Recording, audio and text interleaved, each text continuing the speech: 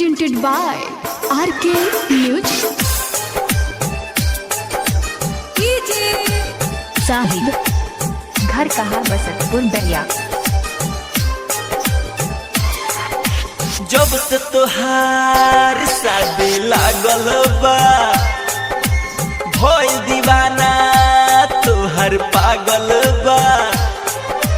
जब से तोहार शादी लागल बा भइल दीवाना तोहर पागल बा।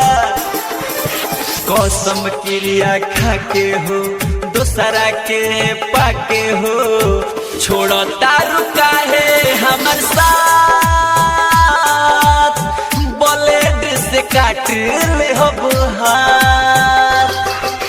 जब से तोहार शादी लागल बा भइल दीवाना तोहर पागल बा। कसम क्रिया खाके हो दूसरा के पाके हो छोड़ो तारू काहे हमर साथ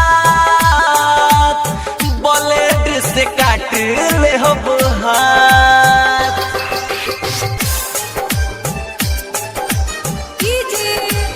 साहिब घर कहाँ बसतपुर बलिया।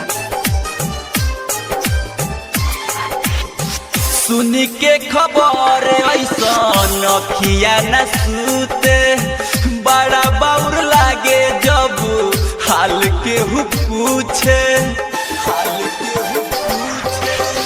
सुन के खबर ऐसन अखिया न सूते बड़ा बाउर लागे जब हाल के हु पूछे। लागे न जी पाई बहो हम मर जाई बहो कर बुझना हमसे बात ब्लेड से काट ले हम हाथ। हो करी है जना हमसे बात ब्लेड से काट ले हम हाथ।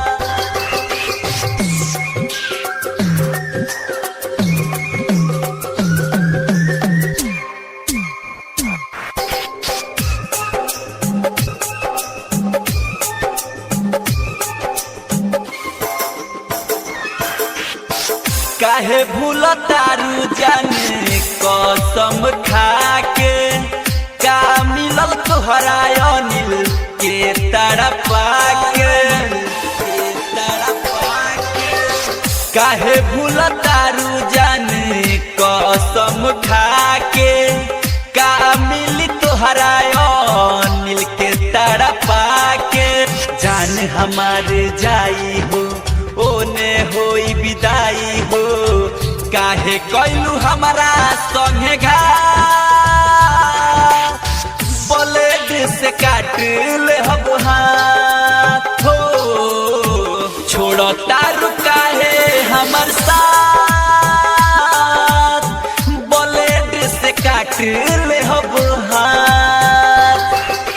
जब से तोहार शादी लागल बा भइल दीवाना तोहर पागल बा। कसम क्रिया खाके हो दूसरा के पाके हो छोड़ो तारू काहे हमर साथ